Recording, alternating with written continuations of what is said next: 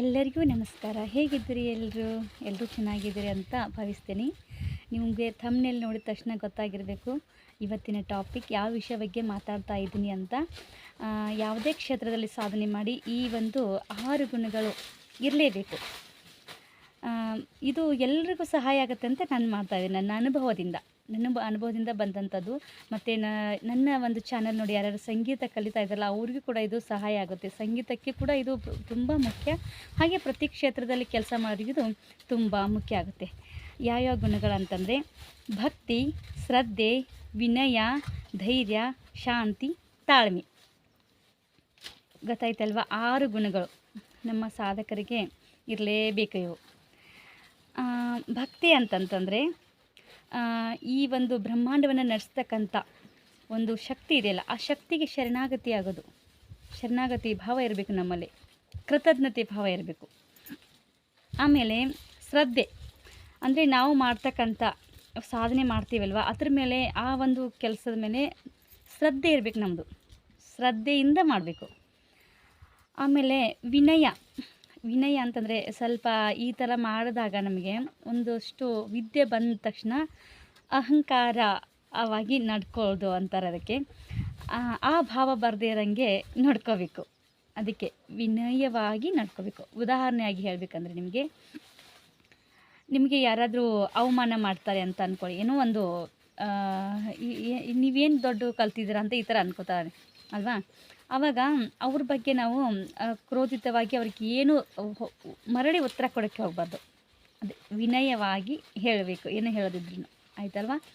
ಆಮೇಲೆ ಧೈರ್ಯ.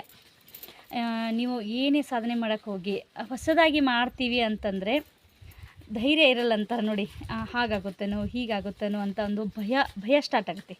ಅದಕ್ಕೆ ಧೈರ್ಯ ಇರಬೇಕು ನಮ್ಮಲ್ಲಿ. ಧೈರ್ಯದಿಂದ ಮುಂದೆ ಹೆಜ್ಜೆ ಇಡಬೇಕಾಗುತ್ತೆ. ಆಮೇಲೆ ಶಾಂತಿ. ಇದು ತುಂಬ ಮುಖ್ಯವಾಗಿರ್ತಂಥ ಒಂದು ಗುಣ. ಯಾಕೆ ಅಂತಂದರೆ ಶಾಂತಿಯುತವಾಗಿ ಹೆಂಗೆ ವ್ಯವಸ್ಥೆ ಮಾಡಬೇಕಂತಂದರೆ, ಈಗ ನೀವು ಸಾಧನೆ ಮಾಡೋಕ್ಕೆ ಹೋಗ್ತಾಯಿದ್ದೀರ, ಯಾರೋ ನಿಮಗೆ ತುಂಬ ಅವಮಾನಿಸ್ತಾರೆ. ಈ ಒಂದು ಯಾವುದೇ ವಯಸ್ಸಿನಲ್ಲಿ ನೀವು ಸ್ಟಾರ್ಟ್ ಮಾಡಿರ್ಬೋದು. ನಿನ್ನ ಕೈಯಿಂದ ಏನಾಗುತ್ತೆ, ನೀನೇನು ಮಾಡ್ತೀಯ, ಈ ಥರ ಅಲ್ವಾ.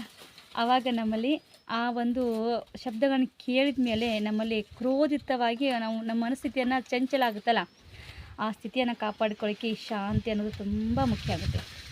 ಶಾಂತವಾಗಿರಬೇಕಾಗುತ್ತೆ. ಅದಕ್ಕೆ ಅಕ್ಕಮಹಾದೇವರು ಹೇಳಿದ್ದಾರೆ ನೋಡಿ, ಬೆಟ್ಟದ ಮೇಲೊಂದು ಮನೆಯ ಮಾಡಿ ಮೃಗಗಳಿಗೆ ಅಂಜಿದೊಡೆ ಎಂತಯ್ಯ, ಸಮುದ್ರದ ತೀರದಲ್ಲಿ ಮನೆಯ ಮಾಡಿ ನೊರೆತವರಿಗಳಿಗೆ ಅಂಜಿದೊಡೆ ಎಂತಯ್ಯ. ಎಷ್ಟು ಚೆನ್ನಾಗಿ ಹೇಳಿದ್ದಾರೆ ನೋಡಿ. ಸಂತೆಯೊಳಗೆ ಮನೆ ಮಾಡಿ ಶಬ್ದಗಳಿಗೆ ನಾಚಿದಳು ಎಂತಯ್ಯ. ಅಂದರೆ ಬೆಟ್ಟದ ಮೇಲಿನ ಮನೆ ಮಾಡಿದ್ದೀವಿ, ಮೃಗಗಳಿಗೆ ಅಂದರೆ ಪ್ರಾಣಿಗಳು ಬರ್ತವೆ ಅಂತ ಹೆದರಿದ್ರೆ ಹೇಗೆ, ಹಾಗೆ ಮತ್ತು ಸಮುದ್ರ ದಂಡೆಯಲ್ಲಿ ನಮ್ಮ ಮನೆ ಇದೆ, ಅಲ್ಲಿ ನೊರೆ ತೊರೆಗಳು ಬರ್ತವೆ ಅಂತ ಹೆದರಿದ್ರೆ ಹೇಗೆ, ಹಾಗೆ ಸಂತೆಯಲ್ಲಿ ನಮ್ಮ ಮನೆ ಇದೆ ಅಂದಮೇಲೆ ಮಾತಂತೂ ಬಂದೇ ಬರುತ್ತೆ. ಅದಕ್ಕೆ ಅಲ್ಲಿ ಶಬ್ದ ಬರಬಾರ್ದಂದರೆ ಹೇಗೆ, ಅದಕ್ಕೆ ಈ ಪ್ರಕೃತಿ ಇರೋದೇ ಹಾಗೆ, ಶಬ್ದ ಬರೋದೇ. ಅದಕ್ಕೆ ಶಾಂತಿಯಿಂದ ಇರಬೇಕಂತೆ. ಮನದಲ್ಲಿ ಕೋಪವ ತಾಳ್ವೆ. ಅಂದರೆ ಲೋಕದಲ್ಲಿ ಹುಟ್ಟಿದ ಬಳಿಕ ಸ್ತುತಿ ನಿಂದಿಗಳು ಬಂದೇ ಬರ್ತವೆ. ಪ್ರತಿಯೊಬ್ಬ ಸಾಧಕರಿಗೂ ಹಿನ್ನೆಲೆ ನೋಡಿಬೇಕಾದ್ರೆ ಬಂದೇ ಬರ್ತವೆ. ಮನದಲ್ಲಿ ಕೋಪ ತಾಳದೆ ಸಮಾಧಾನಿಯಾಗಿರಬೇಕು ಅಂತ. ಇದು ನನ್ನ ಅನುಭವದಿಂದ ಹೇಳ್ತಾ ಇದ್ದೀನಿ ನಿಮಗೆ. ಈ ಒಂದು ಗುಣ ಬೇಕೇ ಬೇಕು. ಆಮೇಲೆ ತಾಳ್ಮೆ ಯಾಕೆ ಬೇಕು?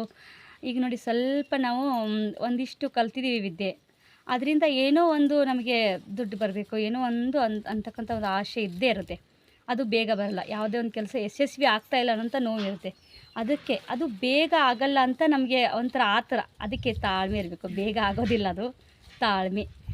ಇನ್ನು ಈ ಎಷ್ಟು ಗುಣಗಳು ಎಲ್ಲಿಂದ ತಗೋಬೇಕು, ನಾವು ಹೆಂಗೆ ಅಳವಡಿಸ್ಕೋಬೇಕು? ಬೇಗ ಬಂದಮೇಲೆ ಇದು ಬರಲ್ಲ, ಅಷ್ಟೊಂದು ಕಷ್ಟ ಅಲ್ವಾ. ನೋಡಿ, ನಿಮ್ಮ ಮೊಬೈಲ್ ಫೋನಲ್ಲಿ ಇವು ಯಾವಾಗಾದರೂ ಆ್ಯಪ್ಗಳು ಬೇಕಾದರೆ ನೀವು ಪ್ಲೇಸ್ಟೋರಲ್ಲಿ ಹೋಗಿ ಡೌನ್ಲೋಡ್ ಮಾಡ್ತೀರಾ ಅಲ್ವಾ. ಹಾಗೇ ಭಗವಂತನ ಕೂಡ ನಮ್ಮಲ್ಲಿ ಒಂದು ಪ್ಲೇಸ್ಟೋರನ್ನು ಇಟ್ಟಿದ್ದಾನೆ. ಈ ಎಲ್ಲ ಆ್ಯಪ್ಗಳು ಅಲ್ಲಿ ಸಿಗ್ತವೆ. ಅಲ್ಲಿ ಹೇಗೆ ಡೌನ್ಲೋಡ್ ಮಾಡ್ಕೋದು? ಹಾಗಾದರೆ ಡೌನ್ಲೋಡ್ ಮಾಡ್ಕೋಬೇಕಂದ್ರೆ ಅದಕ್ಕೆ ಒಂದೇ ಒಂದು ಸೂತ್ರ ಅಂತಂದರೆ ಧ್ಯಾನ. ಪ್ರತಿನಿತ್ಯ ಒಂದು 10 ನಿಮಿಷ ಪ್ರಾಣಾಯಾಮ ಮಾಡಿ 10 ನಿಮಿಷ ಮನಸ್ಸನ್ನು ನಿಗ್ರಹಕ್ಕೆ, ಅಂದರೆ ಒಂದು ಸ್ಥಿರವಾದ ಸ್ಥಿತಿಗೆ ತರೋಕ್ಕೆ ಪ್ರಯತ್ನ ಮಾಡಿದಾಗ ಈ ಅಷ್ಟು ಗುಣಗಳು ನಮ್ಮಲ್ಲಿ ಬರೋಕ್ಕೆ ಸ್ಟಾರ್ಟ್ ಆಗುತ್ತೆ. ಅನ್ಬೋದು ಬೇರೆಯವರು, ಏನು ಇವರು ನಾಟಕ ಮಾಡ್ತಾ ಇದ್ದಾರೆ ಅಂತ, ಅಂದರೆ ಬೇಗ ಒಪ್ಕೊಳ್ಳಲ್ಲ. ಪರವಾಗಿಲ್ಲ. ಆದರೆ ನಮ್ಮ ಒಳಗಡೆ ನಾವು ಆ ಒಂದು ಪ್ರಯಾಣವನ್ನು ಮಾಡಿದಾಗ ತಾನಾಗೆ ಇವೆಲ್ಲ ಬರೋಕ್ಕೆ ಸ್ಟಾರ್ಟ್ ಆಗುತ್ತೆ. ಆವಾಗ ನಾವು ಯಾವುದೇ ಕೆಲಸ ಮಾಡಲಿ ಯಶಸ್ವಿ ಆಗುತ್ತೆ. ಇದಕ್ಕೆ ಅಧ್ಯಾತ್ಮ ಅಂತಾರೆ. ಯಾವುದೇ ಕೆಲಸ ಮಾಡಿ ಅಧ್ಯಾತ್ಮದ ಮೂಲನ ಹಿಡ್ಕೊಂಡು ಹೋದಾಗ ಎಲ್ಲ ಕೆಲಸ ಆಗೋದಕ್ಕೆ ಸಾಧ್ಯ ಇದೆ. ನೋಡಿ, ಪ್ರತಿಯೊಂದೂ ಈ ಜಗತ್ತಿನಲ್ಲಿ ಏನು ನಡ್ತಿದೆಯೋ ಅದೆಲ್ಲವೂ ಇರೋದೇ ಅಧ್ಯಾತ್ಮದ ಒಂದು ಆಧಾರದ ಮೇಲೆ. ಅಧ್ಯಾತ್ಮದಿಂದ ಎಲ್ಲವನ್ನು ಪಡ್ಕೋಬೇಕಾಗುತ್ತೆ. ಈ ವಿಡಿಯೋ ನಿಮ್ಗೆ ಇಷ್ಟ ಆಗಿದರೆ ನಿಮ್ಮ ಅನಿಸಿಕೆಯನ್ನು ತಿಳಿಸಿ. ಏನಾದರೂ ತಪ್ಪುಗಳಾಗಿದ್ದರೆ ದಯವಿಟ್ಟು ಅದನ್ನು ತಿದ್ದಿ ಆಮೇಲೆ ಸಪೋರ್ಟ್ ಮಾಡಿ ಹೀಗೆ ಅಂತ ಹೇಳ್ತಾ ಈ ಒಂದು ವಿಡಿಯೋನ ಇಲ್ಲಿಗೆ ಮುಗಿಸ್ತಾ ಇದ್ದೀನಿ. ಮತ್ತೊಂದು ವಿಡಿಯೋದಲ್ಲಿ ಸಿಗೋಣ. ನಮಸ್ತೆ.